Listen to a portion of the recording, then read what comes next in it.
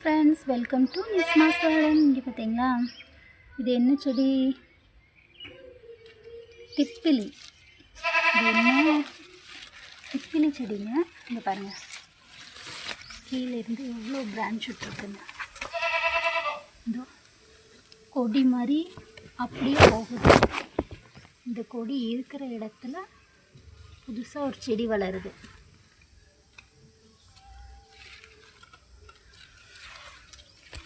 நமக்கு கோயம்புத்தூர்லேருந்து சுபான்னு ஒரு சிஸ்டர் கொடுத்த செடிங்க ஒரு சின்ன கட்டிங்ஸாக தான் கொடுத்தாங்க அதை நம்ம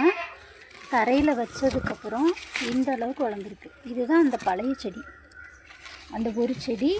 இதுதான் இதுக்கப்புறம் 1 2 3 4 5 செடி அதே போல் வளர்ந்துருக்குங்க